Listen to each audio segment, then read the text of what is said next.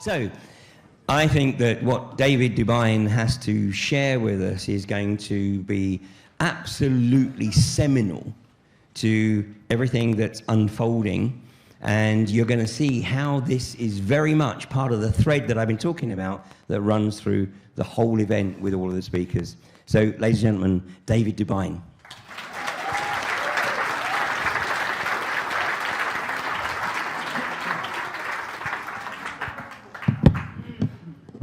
We have the sun, and today when I talk, I want you to think about how the sun is connected to all the events you've seen in history, about the wars that have started, the economy. Things that seem random are mainly based around food production. During low solar activities, we produce less food, or we can grow less food globally. And now we're pushing agriculture even higher into the latitudes. The sun is responsible for so many things in our societies.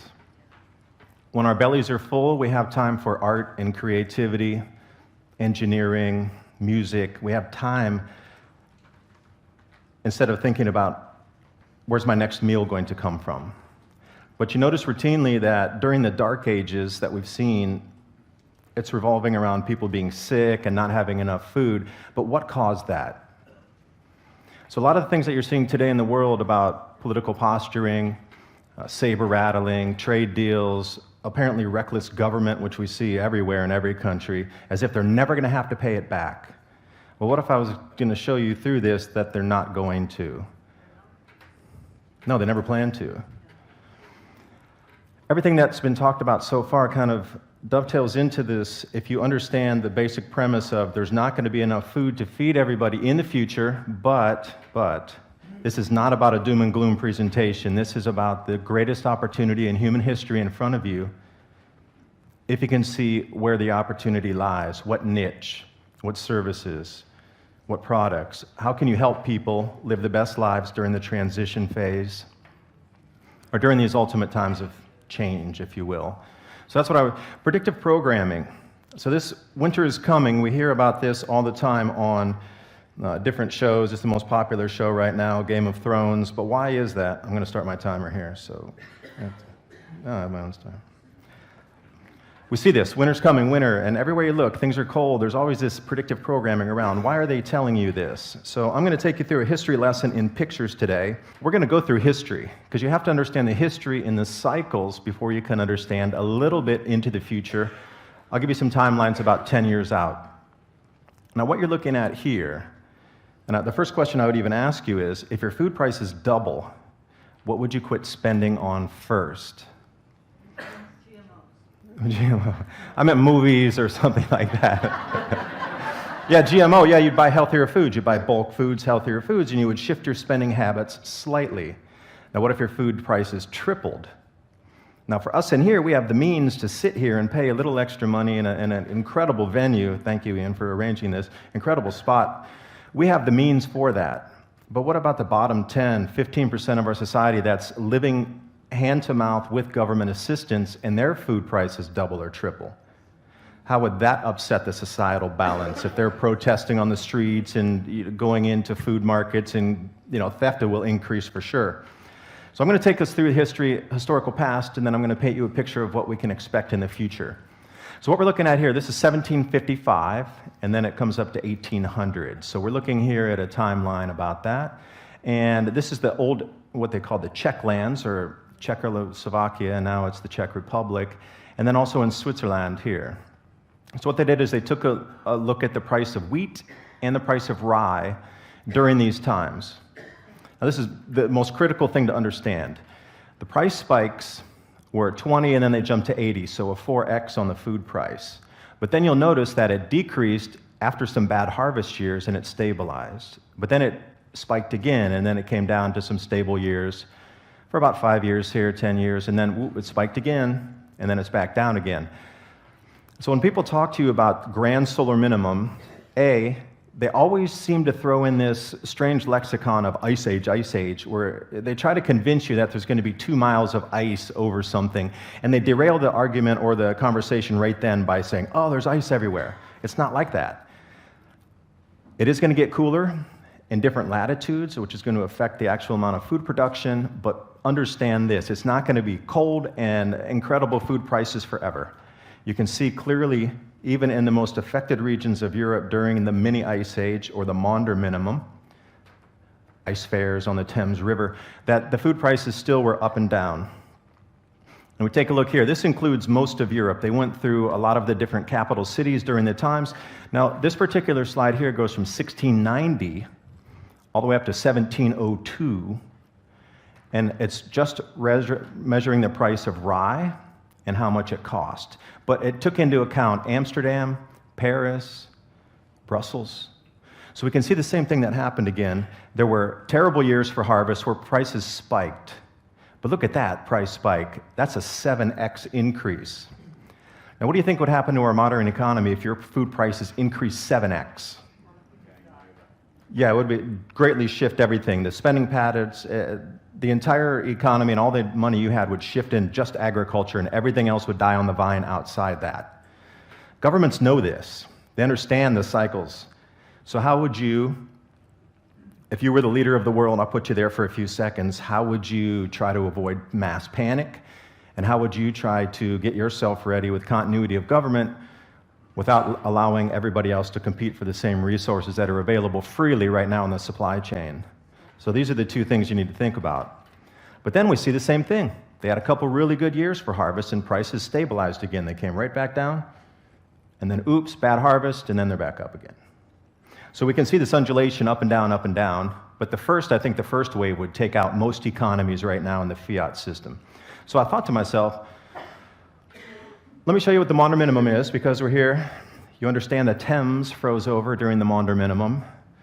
This is like central with the most information in the UK that there ever has been cataloged about this event and different parts of Europe. So we can see the solar activity dipped off into almost nothing, and this is where the agriculture dropped out in terms of Asia, Europe.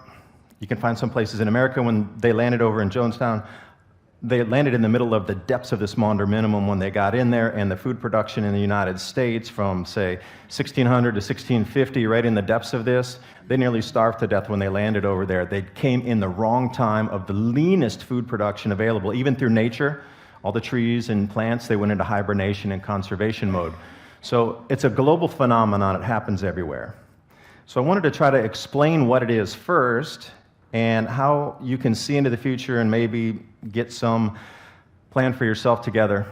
Now, I thought to myself, is there a moderate example of food price spikes, and how would that affect our economies? Well, if you go back to 2008 and 2009, we start to see the commodity run up right here. Now, those of you alive back then, you understand stocks collapsed, people pulled back on spending, fuel prices rose. That's one thing. If your fuel price rises, you can hitchhike, you can ride a bike, you can take the train, you can grab a bus, that's fine. You can mitigate, or you can find a different way to solve that problem. Food, if you don't eat, you die. There's no substituting that. There's no other way to, I guess if you eat algae all the time, but still you need some other supplements. So, I'm going to take you through the solar cycles, how they affected society in the past, and then what I envision going forward. So I'm going to start off here with Bagan, and that's in Myanmar, formerly known as Burma. Now, I'll explain why I chose this slide. A, because it collapsed around 800 AD, a different solar minimum that took place at that time, and the Tang Dynasty got wiped out in China. Sunspots show you how much activity there is on the sun. And over longer terms, 11 years, we can see how much activity there's been on the sun. And then ultimately, these longer cycles dictate the civilization cycle. Everything related to the rise and fall of civilizations and the rise and fall of empires is related to the food production. No food, no soldiers. No food, everything else stops. They're too emaciated to even work. They can't think straight, disease sweeps through, and you're done. You have to wait until the sun turns its power back on again electromagnetically, and then we can get higher food production. I used to buy coffee in Myanmar, and the reason I started with Bagan is because I worked in Myanmar, and when I was there, I was a coffee buyer. The new plantings that they had to plant in the fields because of cold damage and death to the plants was 14%. So they had to overplant 14% because the die-off from cold. Now, if I say Burma to you or Myanmar, what's the first thing you think? Hot. Yeah, so for me too, I used to be a deep global warming believer. Yeah, I used to. Yeah, I bought it hook, line, and sinker. No longer, because once I saw the cold damage up there, I thought to myself, something's very wrong. So I was looking for answers anyway to see if we could get new supply for the next couple of years, because they have to plant, and it takes a little bit to bring on new production. This is Myanmar right here. It's not supposed to be a cold country where you get crop losses from cold. Now, the area where the coffee is approximately right here, and it's over on the map here as well in the Shan state. These are the plantings I'm talking about. Well, these little smaller plants are very susceptible to cold, so they would get killed off quite easily when the temperatures dropped below freezing for several nights in a row, and it didn't really warm up during the day. And then this is what, when I talk about new plantings, that's exactly what I mean. So, and then they had to insulate the greenhouses, which was something they never had to do before to keep those new plantings even ready to plant into the fields, because they would get killed inside the nursery, which was strange for them. So they put extra layers of netting over to try to protect everything. And they start with the seedlings and they go on up. And those were the ones that were killed. Also, the top leaf damage on there, the top leaves of the plants would actually get frost burned, if you will. And they're using silver oak cover here. Now, the silver oaks had no problem, but the coffee was very susceptible to the cold. And this is the gold we were after here, literally going back into coffee exporting out of Myanmar. Incredible origin coffees there. It's a magical place. And I'll tell you what, in 2012, there was no Wi-Fi signal at all. It was just opening up to the world at that point, and they hadn't covered everything with Wi-Fi signals and towers. And I tell you, the energy feeling out there was so much different than almost anywhere you ever experienced, except you go to national parks. And this was countrywide. It's a magical place, and it still is. And for those of you who like coffee, I thought I would throw this slide in here. Natural dried, and they were experimenting with different Cantamore varieties. And then we had the slats out here with, those were washed, double washed, if you know coffee. I know some of you do, so I thought I'd throw that in there. So I'm David DUBYNE, and I run the YouTube channel Adapt 2030, and I also have the podcast Mini Ice Age Conversations. And this was led because of my experience in Myanmar. So I'm just a regular guy who was buying coffee that found all this information out, and it shook me so much, and I realized how much of an effect it'll have on our societies that I decided to really delve into it and try to make videos and explain it to other people. Now, this is a reconstruction map of how the temperature dropped during the Maunder minimum in the 1600s. Now, you can clearly see when they talk about global warming, Alaska's warmer. Well, it was warmer in the Maunder minimum, so what do you expect? They're grabbing onto natural cycles in the news or the media or the narrative and trying to explain, you're the cause of it, but you're not, because look under Greenland here. Greenland's melting. Wait a second, it got warmer in southern Greenland during the Maunder minimum. What happened? It's a natural cycle. It's not you. It's the sun. It's not CO2, in my firm opinion. Now look over here in Morocco, we see this, record snows, all these things happening. In the United States, we get the same band here with the record cold, all-time record coldest temperatures ever recorded in America this year. And look right here with Germany, and I have some ideas about Germany, and we get some places in Asia right here. And also, where did it cool down in the Maunder minimum? Right here, this is right at the edge of where Myanmar is. And here it is, it even shows the cold dot right there, and I was shocked. This was my kind of waking moment, saying, wait a second, it even showed the drop in temperatures. And the temperatures are dropping again right there. So I started to look for more answers. And then I started to look back in historical cycles. Chinese dynasties collapsing. And what was talked about is these specific areas that were going offline that affected food production in the kingdoms. Go back to the different dynasties, the Yuan dynasty, the Tang dynasty. And you keep going back, and they keep collapsing on 400-year cycles, which is also interesting. But these are the particular areas of crop losses that they spoke about. And here we are in North Korea this year, mega drought. Well, this is what happened. They couldn't grow food. That's why the kingdoms and the emperors couldn't hold the mandate from heaven, is because they couldn't feed the people. And the people got angry, right? You don't eat. If I don't feed you, you're going to be angry at me. You're supposed to be the leader, and I can't get it. So anyway, I did these in 2017, calling out where and historically we should be looking for crop losses moving forward into 2020, 2021, and sure enough, we're starting to hit on some very exact instances. So I drew these out in 2017. The sun. Where's our Earth? You have a choice of planets down here. Where's our Earth?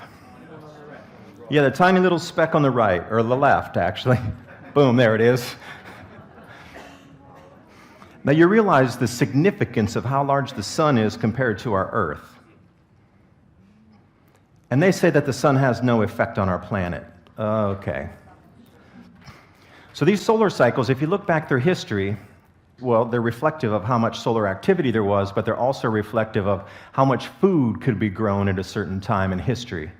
So we're here at solar cycle 24, and we're actually right at the bottom here. So in the news, you'll start to see a lot of articles about solar minimum, but that's the irregular 11-year cycle, not the longer cycles that we're getting into on the 400-year or 2,000-year cycles. Now, if you couple these up, well, we can go back 4 solar cycles here, take us back into the 1960s, and then we can couple those again, and we can go back 120 years here. But you have to realize, even though all these coupled going back several hundred years, on a 4,000-year temperature chart up here, we only cover this little square box and what they said.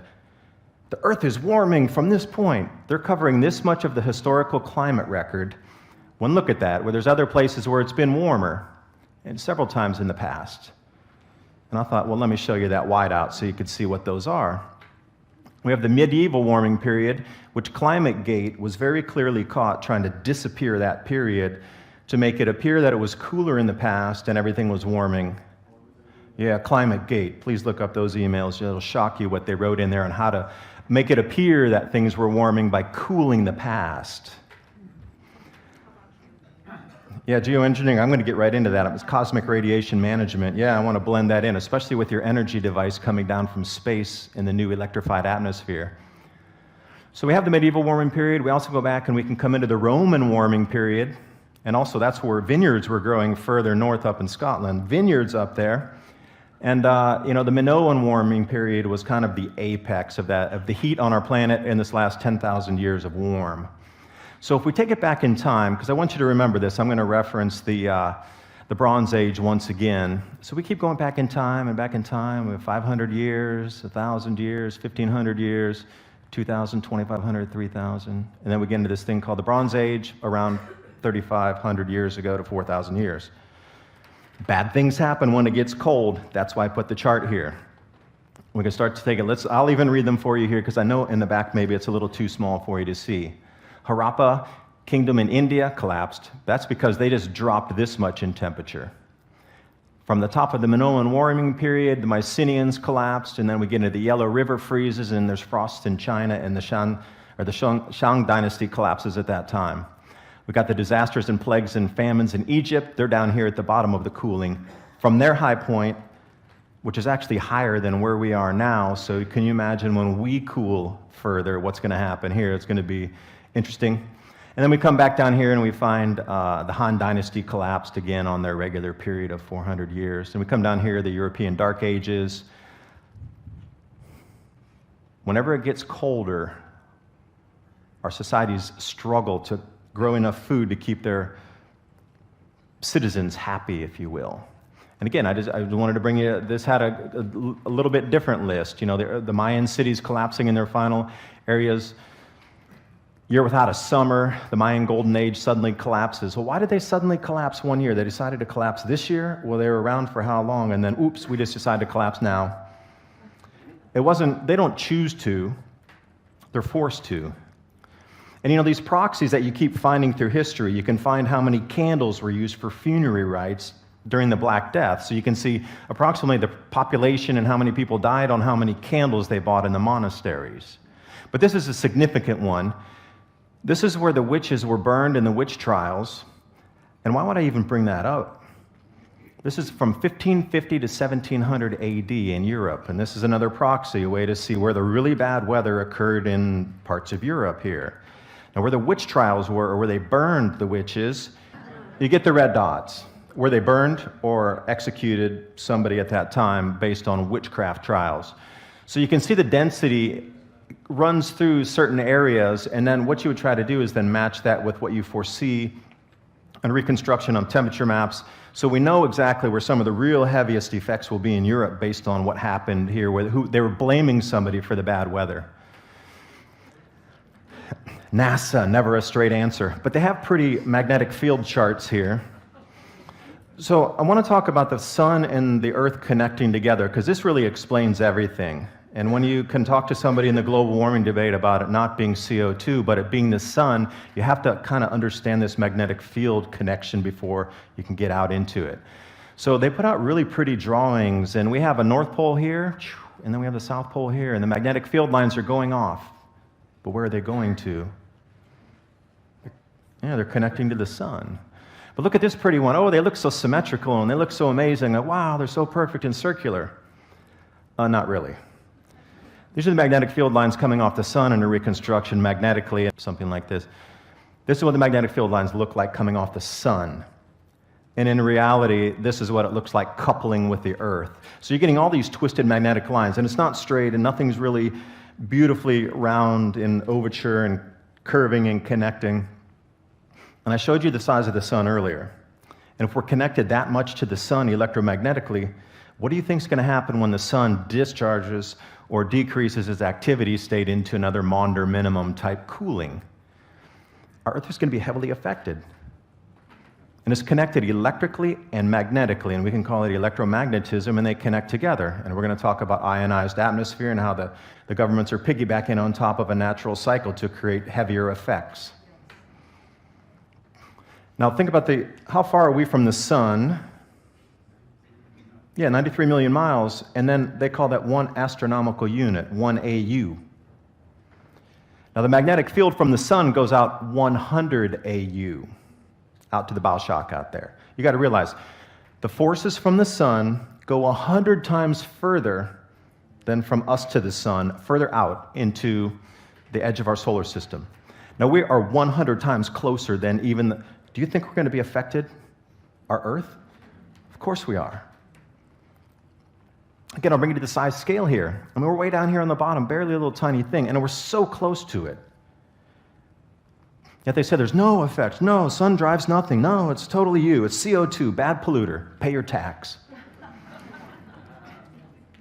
Now, what I've done here is because we're in the UK, I thought I would pull up the mean central England temperatures from 1659 to 2018. Bring you back home here.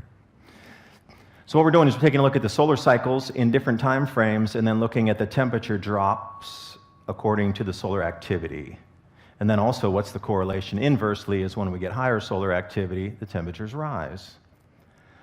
So we've seen this through history, and once you understand the cycle, you can start to look at it in a different way, and you understand when the solar cycle decreases in activity state, then, well, the planet's going to cool somewhere.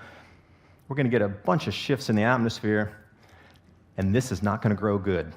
We're going to have a very difficult time continuing to grow grains, and this is what I focus on mainly is the grains. Now, understand fruits really being heavily affected across Europe and also different vegetable plants, et cetera, in the United States and California. This is our main thing that keeps our societies together. If we don't have enough food, our societies collapse, period. We need the food, and we need a lot of it to keep everybody well-fed. If you're not well-fed, your immune system's depleted, and diseases can run right through you so much more quickly. They find that, when they're testing people's bodies that they dig up from the bubonic plague and different types of plagues through history, they were depleted on almost everything, and that's how they're overwhelmed their immune systems, and this disease that we could normally fight off just jumped right in and took over. This is what happens when there's not enough food. People become angry, things get too expensive. The armies in the UK here used to have to accompany the grain shipments because there were so many bandits on the road trying to steal the wheat coming out of the harvest that they had to put army with every single shipment. So then we take a look at skyrocketing food prices, and we see this around the world. What happens when people get really hungry and they're going to die or their family is going to starve to death before they get to that food source? No, but you do laugh. Cannibalization always comes through when we have these food shortages. When people are going to starve to death or eat something, they will eat a corpse first before they will die. That's the level. Yeah, it's been routinely documented that that's what happens. They eat things that you would think were truly inedible. And the siege of Stalingrad, I don't know if you know much about the siege of Stalingrad. This is World War II. They used to trade recipes for boiled belts. Belts. They used to cook that because there was some broth and nutrition in there. They were licking the glue off the wallpaper back then because it was mainly, it didn't have all the chemicals in it did today. But they were eating things like, fur coats. They would strip all the fur and try to boil that and make some kind of soup or anything to fill the belly. They were desperate.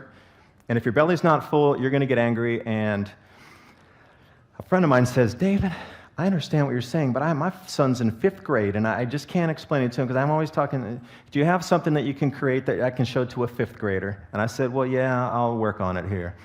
So it's like a diamond, actually, where there's different sides of it. It's not just one flat thing where it gets cold, and then it's not like that at all. We have these variants in weather in the extremes. It's not always going to be cold. We're going to get some normal years in between the cold and, let's say, upsetting years. But the crop harvest, the sun, they call it going to sleep, so I try to put a sleeping sun here. We get the cosmic ray increases. We're going to get a little more volcanism, massive floods, I mean massive floods, and also they call it, rivers from the sky. It's an atmospheric compression event. I'll come into that. And then we get the cosmic rays, and then our jet streams are going to shift and have begun shifting. Well, this was planned for global warming, right? They hijacked a natural cycle. They knew it was coming. They knew these would be the effects. And they had to explain it to you because they knew everybody in the real world would see it with their own eyes, and then you would start to ask questions. They had a ready-made answer for you, global warming. Well, these effects are mainly based on solar activity, and here's what's going to happen with us moving forward. The media is going to distract you like no other. They want you to forget what's happening with your food prices and the weather changes, and it's going to be Hollywood-esque, every single event. It's going to have to get more audacious, if you will. Now, the police state, the more surveillance is to surveil you in social media, to see your behavioral patterns, because based on that, they can know if you'll be a threat, you'll be a help. Your social media profile is giving them the information how you're going to behave if there's shortages. And they're using these details about you to see if you're a threat or a help during this time. Heavier police presence, that never would have been ushered in except for 9/11. And it's really quirky that it started then and that we need it now. And it took 20 years to build it up, and whoa, it's ready right now at this very time. A little strange. Media's in overdrive. Now, please notice this. Every single story is about stability right now, and it's almost spooky. Every single story out there that you're reading in the media is about everything's stable. It'll continue to be stable. It'll be great next year. Everything's fine. Just, go back to work. It's all good. And then we get the silencing through the social media, where they're ghosting people off of different feeds. Now, this is one of the most important charts here, and Valentina Zarkova and her team with, you got Shepard, Zarkov, and Zarkova. They're here in the UK. They put out this chart here, and I want to explain it to you because it's based on magnetism, and these are magnetic fields of the sun, so we have the polarity of positive and negative, if you will. Now, these waves are like sound waves in Bose's headset. Sometime if you put the opposite wave in, it'll cancel each other out when it gets in there. It's a noise-canceling headset. Well, we can get magnetic wave-canceling effects as well, and that's exactly what I'm showing you here. But this is the forecast moving out. So the wider the wave is, the more of a canceling effect it has in terms of solar activity. So when it gets really wide like this, the solar activity is declining and absolutely going back into something we haven't seen in centuries. This only occurs once every 400 years. Now, the intensity of it is to be debated on how intense it's going to be. Is it a heavier, more powerful cycle overlapping and overriding on this 400-year cycle? Meaning, is it a combination of 400-year cycles as we go through and then something heavier is coming? But as we divide, I put the lines in here and divided out with the red dots. So there's a 2 to 3 year lag period because solar activity happens today. It's not going to affect, there's a little bit of lag period behind. So as we go into 2021 here, this is where we really get into the intensity of the solar changes because, again, it's a couple of years lag time. So think about all the changes we were seeing in 2016 are manifesting right now, or 2017. They're just not sure if it's a 2 or a 3 year lag. It's still under debate. But anyway, we're a couple years behind on the solar activity in terms of the real effects happening on the Earth. So this scares me a little bit, actually. If we're down here and these are the effects that are happening now on our planet, what's going to happen when we get in here? And that's coming next year, 2021, 22. This is what's happened. This is where our solar activity is taking us, and we already see the crop losses mounting across the planet. If we're getting huge crop losses in this little area, what's going to happen here? This is why I believe governments are trying to mitigate panic and not really tell everybody. Now, you and me, it's kind of difficult to understand a quadrupole. 4 magnetic poles on a celestial object. 4, not 2. We have a north and a south. This one has 4, our sun. So we've got north-north, south-south, if you will. And they're in layers as well. We got 2 layers. That's why I call it a double dynamo in the sun, because we got 2 layers with 4 magnetic poles. People have been trying to do the math and try to disprove them. Nobody's done it yet. If they have, you'll hear about it in the news, but nobody, after 2 years, has been able to undo their math to prove that these cycles are interlooping as such. Now, this comes off the same report, off Zarkova's report here. Again, this was done 2015, then they updated it in 2018. The modern grand minimum, 2020 to 2055, ouch. We're going to go a very long time without being able to grow a lot of food. Now, the entry into this event here is, this is our solar cycle we're in right now, and as we get down into the next solar cycle, and then we just drop off a cliff.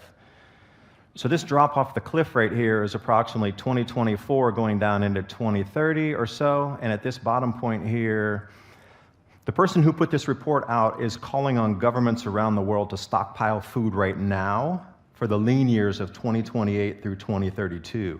The person who wrote this report is telling and begging governments to get ready for this by stockpiling food right now for these changes that are coming.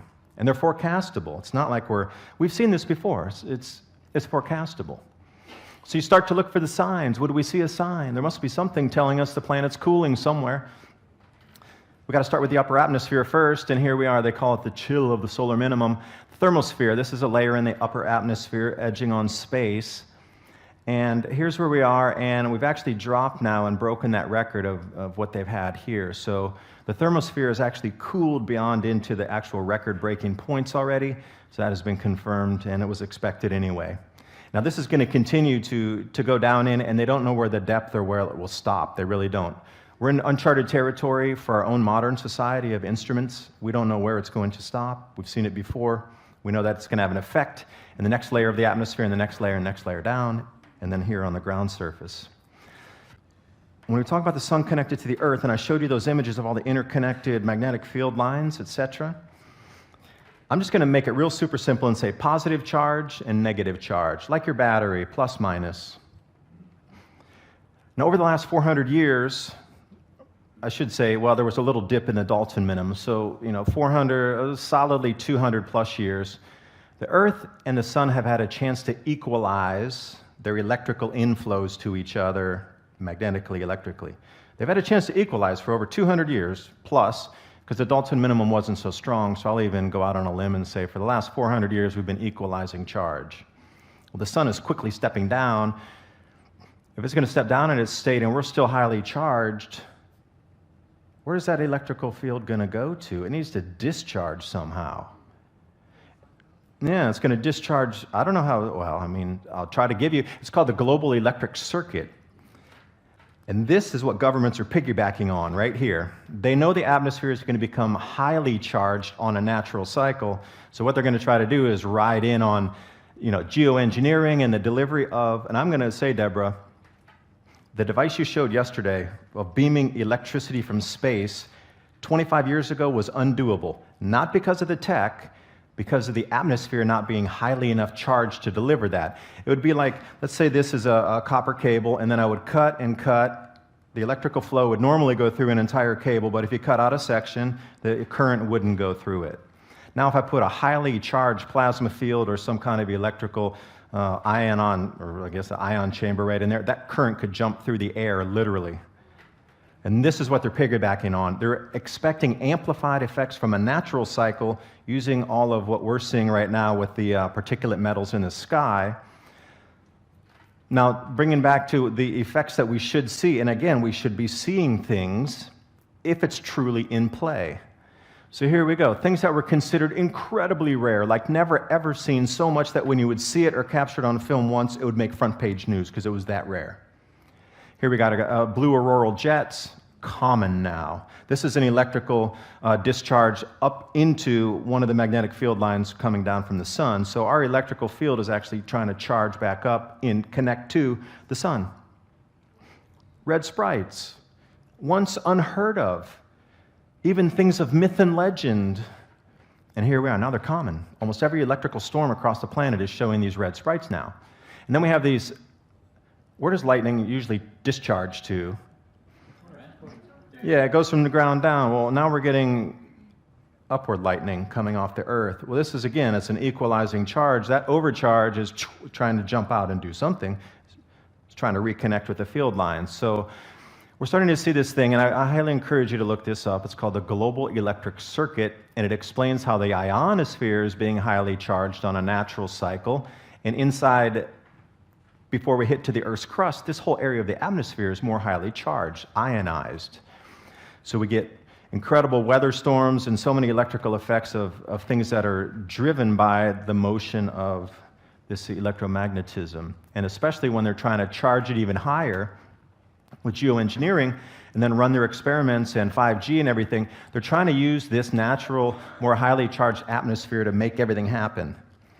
Now, once this dissipates after solar cycle 27, they're going to have a very difficult time continuing the programs that they're doing now, because the atmosphere itself will come back into a state of equilibrium and it just won't have the charge it does today, or marching forward more highly charged. So their window of opportunity to do everything you're talking about, from 5G to geoengineering, everything is squeezed into just literally 25 years or less. They have a window of natural opportunity to amplify what they're trying to accomplish. Yeah, if we had a highly charged sun like we did in the 1990s, everything they're doing now would be just moot. They couldn't do it because it takes the atmospheric charge to continue what they want to do. It's just not going to work. It is now, though. Is anybody familiar in science? When you discover something, you get to name it, right? Yeah, part of the game. All right, so this is a plasma filament rope. And it was only seen for the first time in 2017, and they named it Steve. These guys were out drinking, and they noticed it, and one of the guys' name was Steve. I forget his last name. But they named it Steve. Hey, have you seen Steve? Look, there's Steve. Now, this had never been sighted before in the night sky. First time ever. Plasma streamer coming down, which means that the atmosphere is becoming electrified enough that a plasma is now more highly charged, that it's becoming visible. Before it wasn't. I mean, that field line was still there, but you just couldn't see it. It didn't have enough charge to turn it to glow mode or turn it on where you could see it. So they saw it the first time, 2017, but then last year they saw it 3 times. Now, one thing you do notice is the streamer here, fine, it's really compact and it's in a very tight line.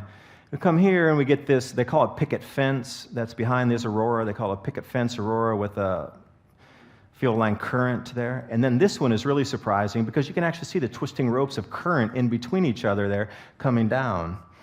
Yeah, it's incredibly amplified. You got to realize that from this to this is 1 year. That's how much change is occurring right now, how quickly this is happening. So I want to jump you back in ancient history. You know, the petroglyphs, a lot of them have been proven that they saw plasma discharges across the atmosphere, and that's where there's a certain period of time, around, say, 18,000, 19,000 years ago, when they came out of, or were coming out of the first iteration of the glaciation, before the Younger Dryas cooled again. There were some huge atmospheric discharges where they saw this, and then, you know, a lot of our petroglyphs that we see are based on real-world events that they saw in the atmosphere that make no sense to us today. But the plasma discharge that they saw, like lightning bolts from heaven, literally, is what this is all about. Now, I put this here. This is that ionized rope that you saw earlier right here. So we're beginning to get the base construct of what they're seeing for Squatter Man already in our atmosphere. This is a little like, you know, something's changed, definitely. I'm very sure governments know, because I know somebody who advises our president back in the United States. So I know for sure that at least the American government knows what's happening, because I know one of the advisors who's advising them on what's happening. Every government on the planet knows this. I'm saying every single one, but would they tell you? Maybe not. Why not? Now, solar wind, this is another thing. Like a very active sun is going to be having billions of tons of particles rolling out off the sun, and solar wind. So also, if there were effects from the sun, the solar wind should slow down. Slow down, not stop. It literally stopped. And I said, well, when was this? Oh, that was January 12th of this year. The solar wind actually stopped enough to where our magnetic field ballooned out because there was nothing compressing it. There was nothing pushing on it to lock our magnetic field in, or otherwise known as the magnetosphere. We weren't expecting solar wind stoppage till like 2027 or 25, somewhere in there. But it's occurring now, which is years ahead of where it should be occurring. Again, another look at the solar wind. This is plasma density, like really how much of those particles are packed into a cubic centimeter blasting toward the Earth. Solar wind, you can see the magnetosphere is very compressed. Like if you blow on a balloon hard enough, you can see your breath compressing around something, or maybe like a flower, or not a flower, but one of those weeds before it turns into the white and blows away. If you blow on it and they're still intact, you can make it bend around something. Consider that your own solar wind on the flower. And then we come here, no solar wind. So you can see when it's compressed and we have solar wind on our magnetosphere, we get that nice tight compression. It locks our jet streams in place. When there's no solar wind, it just completely expands out. And this is happening now, not in the forecast. This shouldn't be happening for, another 5 to 6 years at least on our forecast that we were originally doing, but it's happening now. Governments are going to take advantage of this. Cosmic rays, and I'll come back into the cosmic rays here. Now, there's an inverse on this, and the reason I bring up cosmic rays is they're charged particles. They're helping, that's what's electrifying part of our atmosphere and creating more cloud cover. So here it's an inverse. When we have high solar activity, here we go. When we have the high solar activity, we come down, it's low amount of cosmic rays penetrating our atmosphere.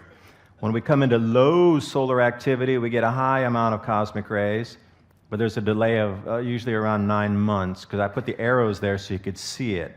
So the peak's not exactly at the bottom of the solar cycle. It's offset a little bit to the right, about 9 months or so. So again, these lags in effect, they're not instantaneous. When something happens on the sun, there's a little lag behind. Now, we're coming into this cosmic ray density here that's the highest ever recorded, even back into the 1800s when they were using cloud chambers and figuring out X-rays back in the day. They know what's happened in at least the last 120 years with X-rays. And again, what they can do is they can reconstruct what happened with the cosmic rays by using beryllium-10 when they measured in the soils, or ice cores mainly. So even though we weren't alive and we didn't have the instruments at that time, it left a signature. And there's different ways we can look at these different signatures with these different isotopes. Beryllium-10 measures how many cosmic rays there were. So if we're heading into the Maunder minimum, we're looking at something that we should have never seen before because it's going to be really high. And we're here and expected to go at least to the Maunder minimum level for cosmic rays or higher, depending on how strong the cycle is. We can come back, and the sunspot, so remember the group sunspot number, and if we do trace this back in history, low solar activity. What happened in the early 1800s, 1815 something? Yeah, year without a summer, wars, what? Yeah, how were they able to do that? A weakened public, probably, from... But you start to see when you get these dips in the solar activity, you start to get wars and different kind of interactions, economic stress, and different types of things like this happening. I'm going to explain as simply as I can. Cosmic rays come blasting in, and they have a charge with them. And what they do is that charge obviously attracts something. And what it does, it attracts these little condensation particles that in turn connect to another condensation particle, which in turn turn to a cloud droplet, and then they make clouds. So the more cosmic rays we get, the more clouds we're going to get. But at the same time, the more charge we have in our atmosphere, the more they're going to be able to use geoengineering to get a higher charge into the atmosphere. They're piggybacking on the natural cycle to get the highest amount of effect that they could never get, ever, if we didn't have this happening right now in terms of our cycle. Now, this comes out from the Global Warming Policy Forum. Now they're finding that there's up to 7 times more action inside these cascading galactic cosmic rays than previously thought. Which means that if they thought 1 cloud formed because of the interaction, now they're like, oh no, 7 clouds are going to form. It's a trickle down. It actually cascades. Like, this is 1 cosmic ray breaking and slamming into other stuff. So I want to come up to the cosmic radiation management here. Well, I will in a second. But the cosmic ray monitoring, again, if we're going to start to see higher effects, we should really use science to see, are there changes happening? And sure enough, right up there we're going. And it's not going to stop here. We're going to be going into solar minimum and continuing to go to this grand solar minimum for another 20 plus years. And it's just going to keep going up and up and up, way up here, where we've never seen it before. We don't even know the effects, really, except rivers from the sky is an effect that is expected. So I have a lot of people asking me, hey, what are these particles you're talking about? Dude, you're talking about particle. What's a particle? Okay, so we all know what atoms are, and there's neutrons and protons. And then we also get some gamma rays and X-rays. These are also slamming into our atmosphere. They're all charged. They all have a little tiny charge with them, and they create clouds. High-speed electrons, those are from the sun, blasting in. We get all these, and when remember, they try to confuse you using super high complex lexicon. So ions or ionic charge just means higher charge, like more electric charge. So if your phone and you plug it in, it's charging, right? You're getting more electric in there. That's exactly what that means by ionizing the atmosphere. You've got to use simpler verbiage to understand it. Places in the northern hemisphere seem to be experiencing higher cosmic ray concentrations than places further south, or I don't know. California is not increasing at the rate of Maine and Washington. But what I just showed you over here in Norway, up here in, Finland, again, these northern latitudes, but again, this is where we're growing crops up here. So if we're going to get heavier rainfall, bigger blizzards, different hailstorms, etc., it's going to be right in our crop zones. And this is how all this dovetails in. Now, what is the purpose of this geoengineering here? You know, we have so many conjectures, and Deborah gave a great talk last night. Thank you so much for enlightening us on what you see and how you see it. There is a definite purpose to this. Now, I want to take it to a step further. Now, there's different layers of this geoengineering onion, if you will, and they're all riding on the same electrified atmosphere due to a natural cycle. Cosmic radiation management. It is a different way to look at geoengineering. It's a multi-purpose program. These nanometals that they're putting and spraying across also nullify the charge of these cosmic rays that come in. When a cosmic ray collides with one of those nanometals, it loses its charge. It doesn't form clouds. So another conjecture is that they are using another layer of this geoengineering program is for cosmic radiation management to slow down the effect of cloud building across the planet to reduce the amount of, mega floods that occur in every storm. To not create clouds. The whole purpose is to take away the charge of that cosmic ray so it doesn't get a charge. So when these cosmic rays come in, they're charged positively. They have a charge with it. And other things attract to it. And that's how it forms a cloud at the end, because it's a small little particle, and then it gets a little bit more attracted, and ooh, you have 2, and now it's a little bit bigger, and then something else jumps onto it, and it's a little bigger, and then whoosh, and then you finally get a cloud droplet. And this is how it works. So when the cosmic rays come slamming in, and they hit a piece of barium, strontium, aluminum in the atmosphere, boom, their charge is gone. They can attract nothing at that point. They're just it's just an inert particle. It lost its charge. It hit the metal. So you got to realize that if you're a government and you understand that this is going to cascade and create massive amounts of clouds and serious floods, a geoengineer, we can also use that to mitigate some of this cloud formation for now. So that's kind of another way to look at, what the geoengineering program, a different layer of the onion for a purpose, a government purpose again. This is for military application to stop cloud building in some areas or encourage cloud building in other areas if they want to flood people out. Because they could just stop spraying in a certain place and the clouds naturally would form the cosmic rays and you would get massive floods. And we've seen incredible flooding across the planet. Now here, and again, a natural cycle is happening, but the Harvard Research Program, and it's a tin hat foil, right, sure. geoengineering program from Harvard is now live, and they're coming out publicly and telling you that the Harvard geoengineering program's coming out. It's here. It's called ScopeX. Rolls off the tongue, doesn't it? Made for the media. ScopeX. Sounds fun, easy to talk. Everybody can write it, everybody can say it. And it's easy to remember, isn't it? ScopeX. But try to say stratospheric controlled perturbation, and that kind of doesn't roll off the tongue so easily. Again, they're riding on a natural cycle. What they're going to do is use ScopeX. They're going to try to cool the atmosphere with calcium carbonate, or so they say. And then once they do it, they're going to say, look, we're responsible for cooling the climate. You just need to keep paying us. Because termination shock means when they stop doing it, we'll get runaway global warming again. So they're going to take credit for the cooling on a natural cycle, and they're going to try to make you continually pay for infinitum because they cooled the planet. What they're trying to do in terms of messing with our atmosphere to cool the planet is criminal.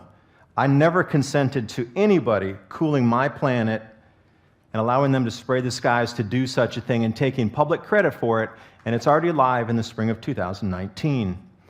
So everybody who said, oh, you're a conspiracy theorist because you talk about geoengineering, well, please refer them to this sun dimming experiments from Harvard. That's live now. And it's ridiculous that Harvard's coming out, and they want to try to mimic the Pinatubo eruption and cool the planet 0.6 of a degree. Now, what happens if we get a real volcanic eruption and they have all the materials up there and we get a real Pinatubo eruption again? How long will it take for the last particle that they sprayed to fall out of the atmosphere? And what kind of combination of real volcanic ash, sulfur dioxide, combining with what they put up there? We might get something run away that they never planned on, and I don't know if they took that into consideration in their models or not. Now, we're going to get more cosmic rays based on this, too. The magnetic poles are wandering, and this is not a scare thing, and please don't be like, oh, it's scary. It's just the magnetic poles are wandering, and it's really interesting that it looks like a continuing. Now, notice this little one, and this is where the magnetic pole went back in 200 AD. This chart here is from 1500 AD, how the pole moved around all over the place. It started in 200 AD, and then obviously it jumped back from where it was here, and it moved around to 1500 AD, and then we can grab it again at 1900, and we can see it's continually moving. It looks like it's going to move in the exact same area again. So things that are moving on magnetic field lines, such as whales or different kind of insect migrations, they're going to be affected by this. Yes, absolutely, electromagnetically. So you got to realize we're conduits ourselves. Our bodies are conduits. We're receivers, our antenna, if you will. But as the sun's electrical state changes, we're also going to experience changes too. Have you seen people behaving strangely around you? Yeah, their cognitive abilities are off a bit, right? Do you get the feeling that something's just not right these days? Yeah. This is all electrical in nature. Like our bodies are electrical, we're electromagnetic beings. So I was going to come to that later, but I'll bring it up now. We're electromagnetic beings, so we're going to be affected as well by the sun. And you see routinely through history, at points, humanity wakes up and throws off the chains of what was really overseeing them, and it's no longer acceptable to be ruled this particular way, or economy can't work that way, and we see it again and again. When we hit these low activity solar areas, it seems that society changes in ways that we've never seen before in terms of just the way we process the information of what's acceptable and not acceptable on how these, I don't even like to call them the elite, the people, the sociopaths running the place.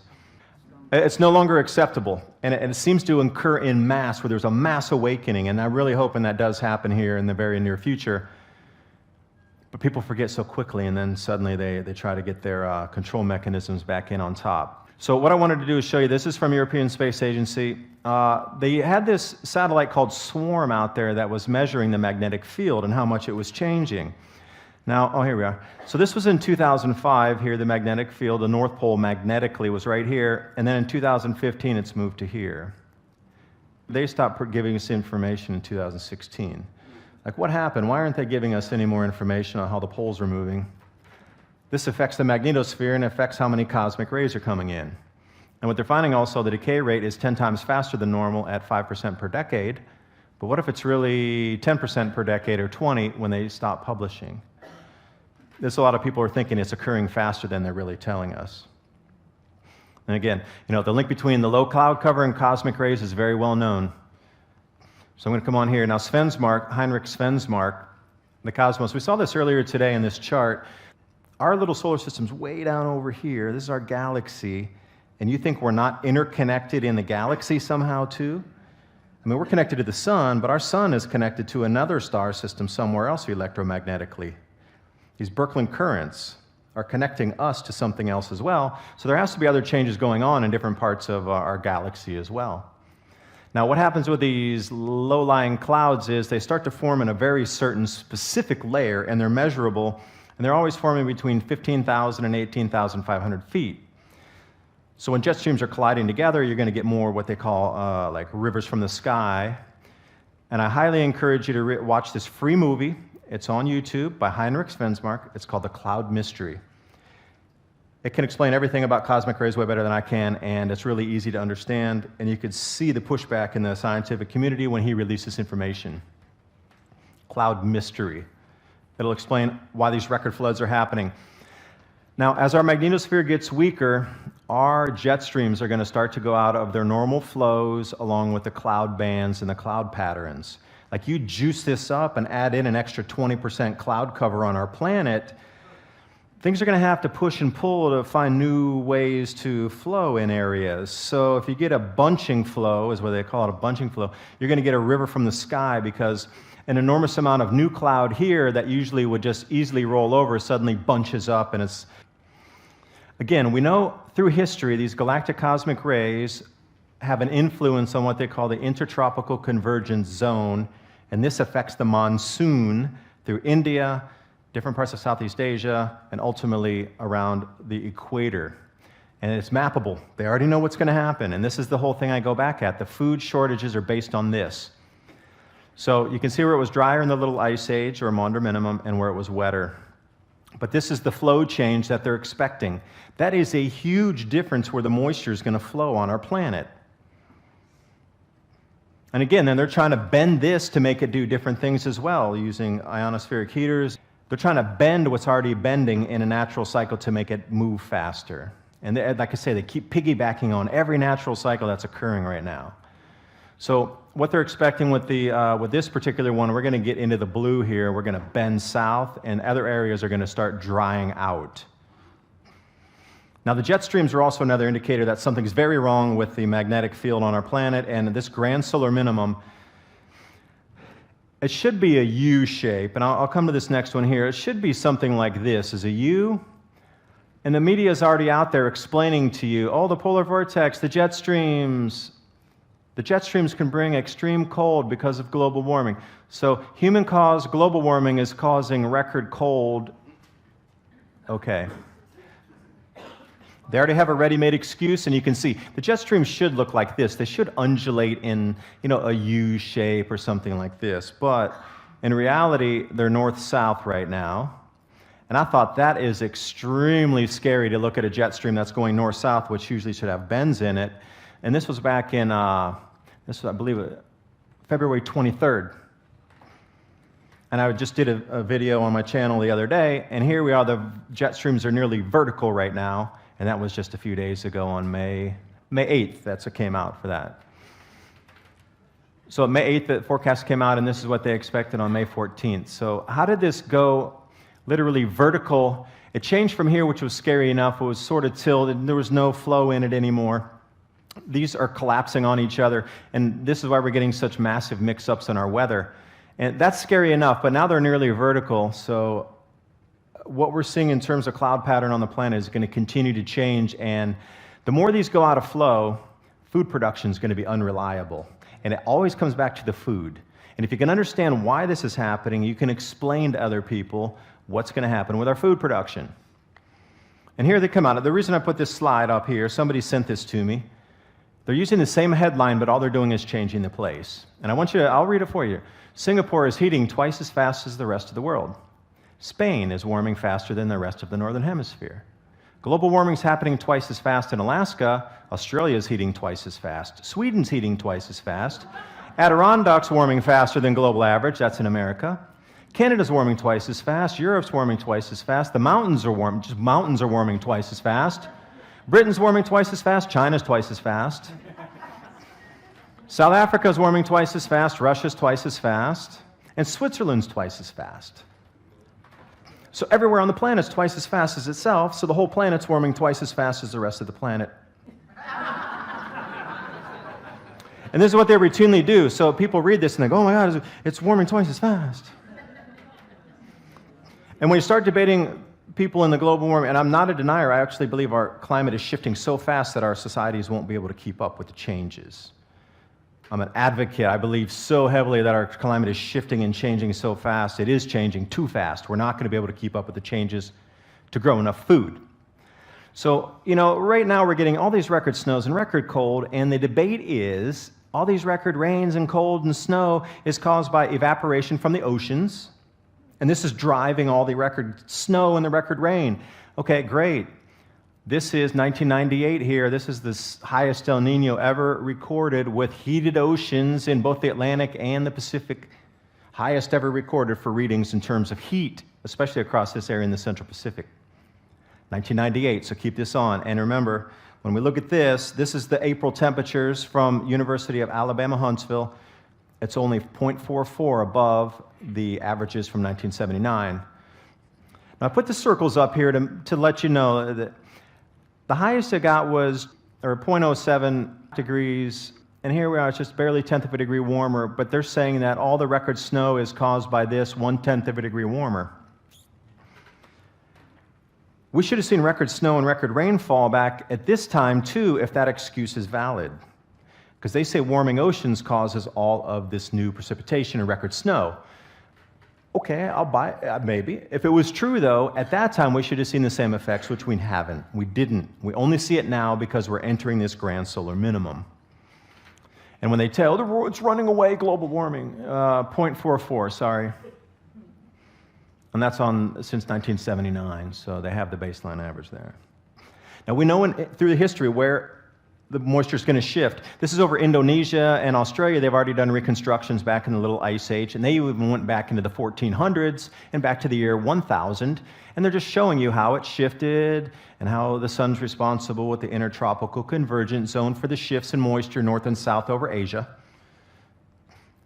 And they know where the droughts have been because we see the droughts, and I want to bring you back right over here again.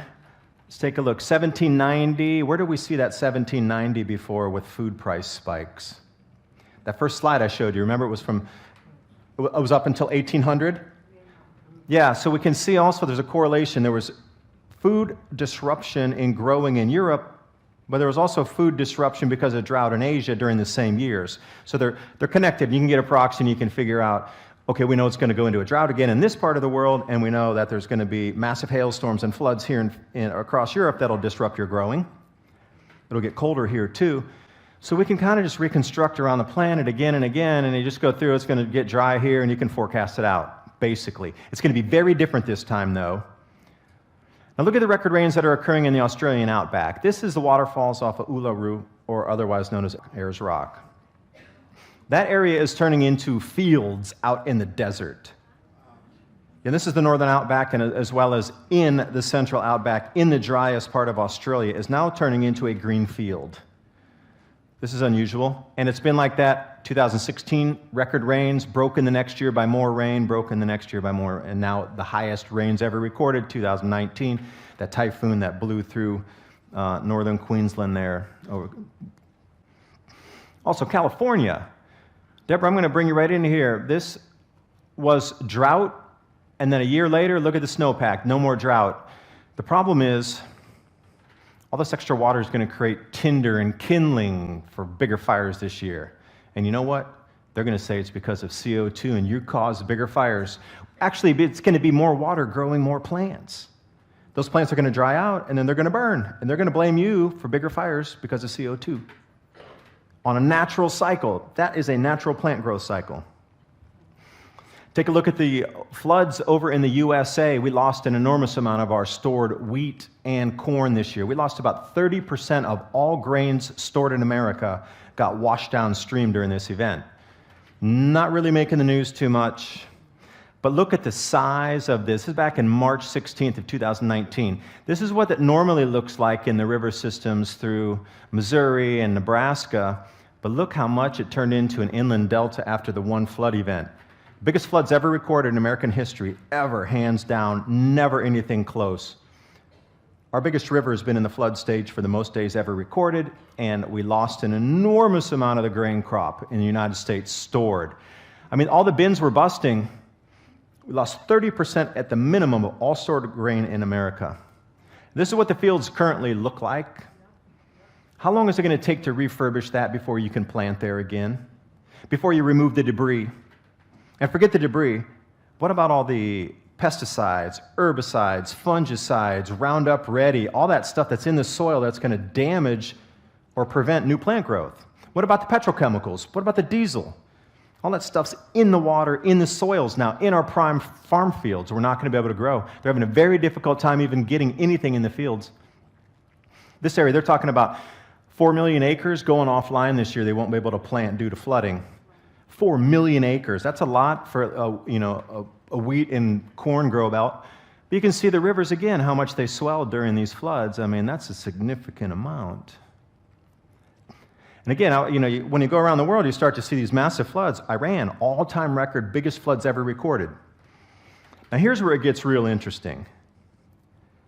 Iran, Afghanistan, Pakistan, etc., the Arab traders that used to trade on the Silk Road never talked about these big floods. They never experienced anything.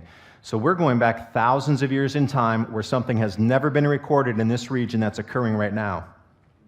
The Arab traders would have written extensively on that mass floods if they had occurred. It would have disrupted everything. But they didn't, and it's never been recorded at this level before the amount of floods. Some areas have dried out where there's now grass growing in some of these peripheral areas, and then the locust swarms are biblical. I mean, biblical. I encourage you to look up locust swarms across the Middle East right now. And then you start to look at the periphery countries too, like Afghanistan. Okay, here's the floods in the desert this river hadn't flowed in 2,000 years. And here we are, this is the flood. It's not a trickle. This is where we're going with the size of the floods across the planet. These cities were abandoned thousands of years ago because they ran out of water. And here we are, the water's coming back to the same settlements and temples that we've seen in history. Now again, Afghanistan, Pakistan experiencing record floods, Iran, sure. But I want to draw your attention down here to Oman and Yemen, Saudi Arabia. If I say to you, Saudi Arabia, cold or warm or dry? Not really. It's a verdant field now from all the record rainfall. It's turning into a grassland across Saudi Arabia. Camels are in a year's worth of rain in Oman, and then 3 typhoons are now creating lakes in Yemen and Oman in some of the driest places in the world. That's where the food's going to come from in the future. They already know it. Atacama Desert, the driest desert in the world, second year for the flower bloom up there. What's happening with the rainfall patterns globally? Now, this is the most interesting one, and it dovetails in with David's research earlier. Now, these X's are increased rainfall in different patterns thousands of years ago. This is the Chinese investments. The map he showed me today with the integration of the militaries, they're going to try to control these areas. So the Chinese have been there for a decade and a half, but how do they know that these areas would become wetter? Well, they could have looked at the reconstructions, but how would they have known these patterns would start unfolding at the moment? So what I did is I kind of overlaid this in sort of a see-through format. So the last map that I showed you is this Chinese investment map. The area here with the crosses on it is where they're expecting now significant increases in rainfall. Now, how did they know that? How did they know that? And here we are. When we overlay on the map, you can start to see where the investments are overlaying on the rainfall patterns. Wherever you see a dot is where the Chinese are in there, right where these lakes are going to form. Why are they in the exact same spots where all the rain is going to start? All these heavier precipitation areas that will turn into lakes, why are the Chinese all along the riverbeds and everything right up in it? They know the cycle. If the food growing goes offline in China, they find a new food growing area, one that was previously just dust. They gave them thousands and thousands of miles of free land for the investment. And then I want to bring you up here too, because this is the most important thing. These are called the African megalakes in the mid-Holocene. About 6,000 to 7,000 years ago, they had these huge lakes, and it was very green across northern Africa, the Sahel desert now, but verdant grasslands. They were growing crops. They had an enormous amount of agriculture going on at that time with these huge lakes up there. Now, I tried to overlay this one, but it was just too busy. You couldn't really see anything inside there. But wherever you see the largest dots on here is where a major river flow through is expected to return to the area. So again, when you're seeing on this where a lake will form again, or we're going to get super heavy precipitation overlaid on the Chinese investment schemes, it's a little bit different than setting up where they know new rivers are going to form in when the rainfall starts. So they know where the drainage basins are going to go based on these historical cycles. Now, everybody's going to posture for this land right here. This is going to become some of the most verdant, productive agricultural croplands on the planet, hands down, in the future. This place is going to green, and they're going to become a new food grow zone. Well, what I saw this morning with David talking about, it looks like the EU is going to try to be in here vying for territory. China's already there.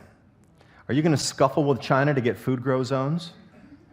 That's what it looks like. I mean, when I look at it, that's the only possible explanation, that they would want to get an integrated army like that. They're going to fight with China for this area here to grow food, because when we look up here in Europe, well, we see losses everywhere. Here's the floods in Somalia.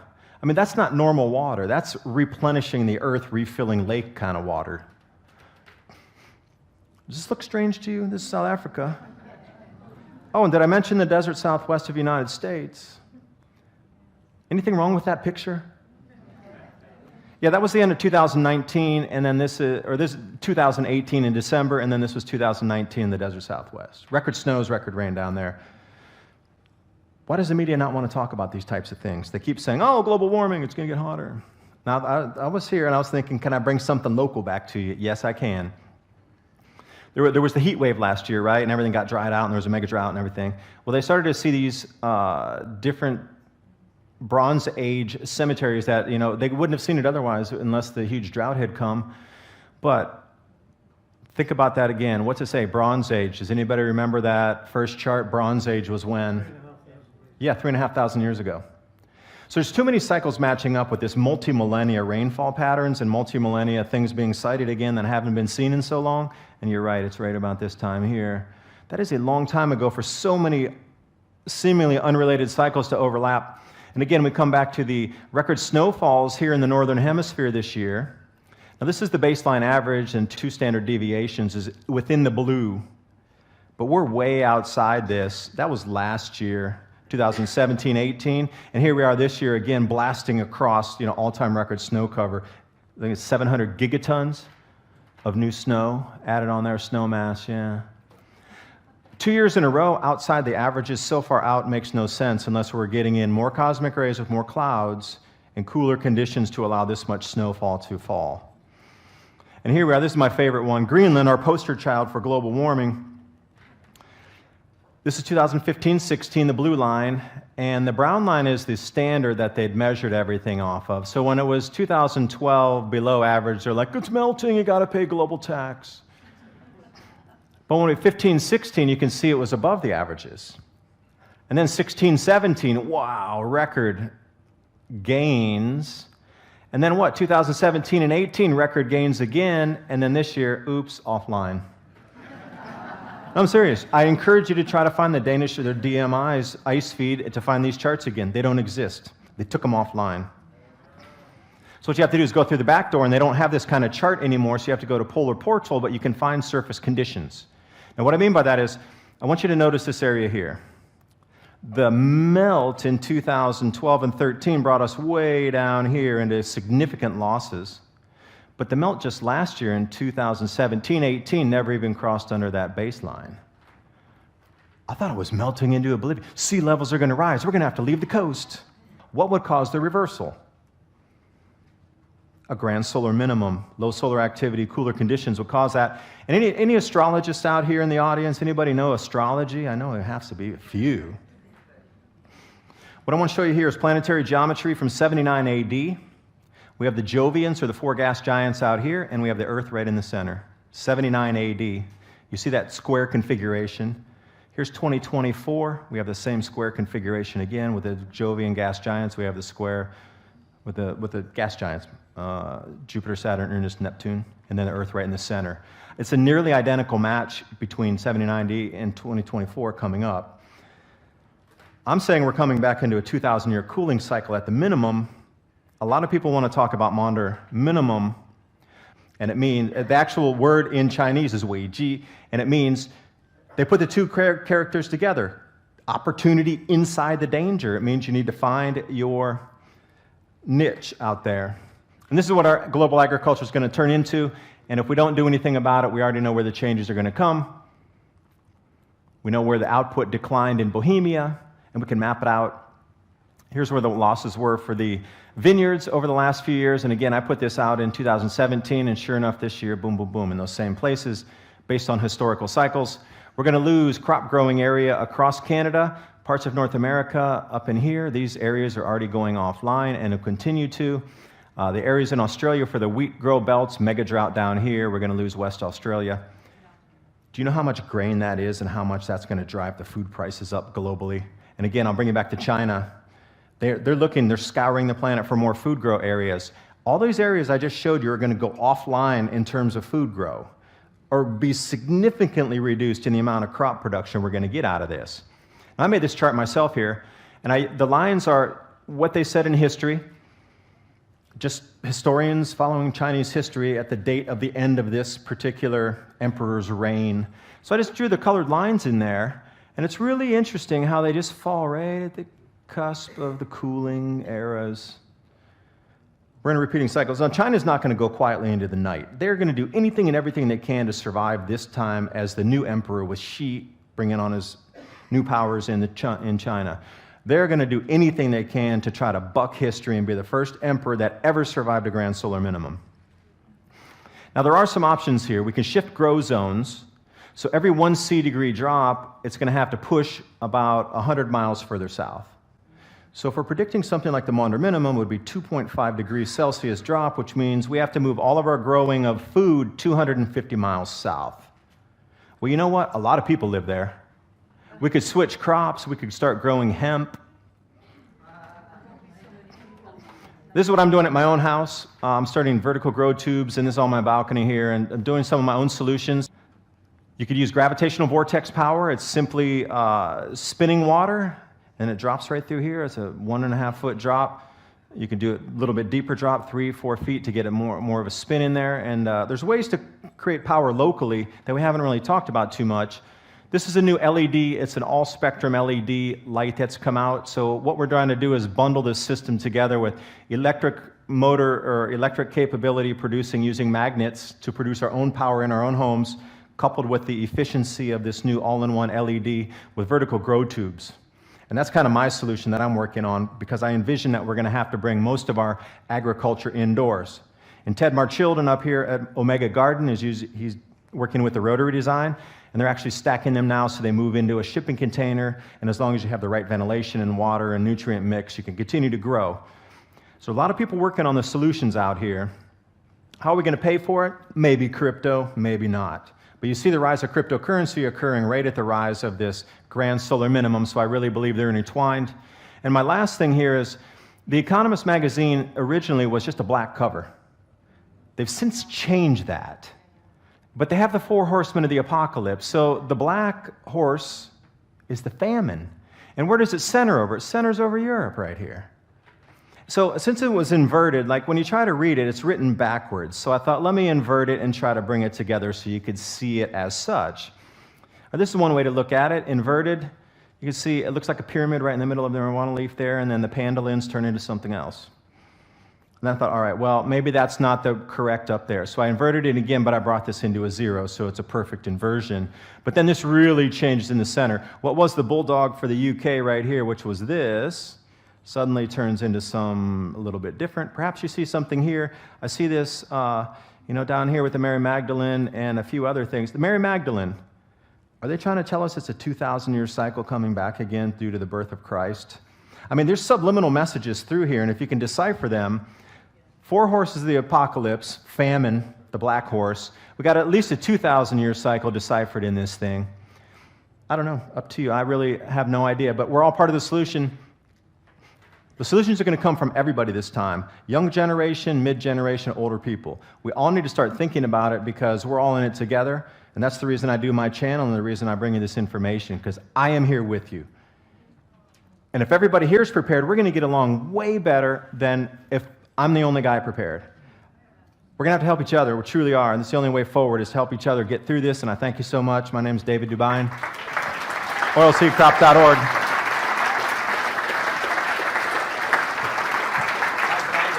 Would you like that? Outstanding. Great, no, thank you.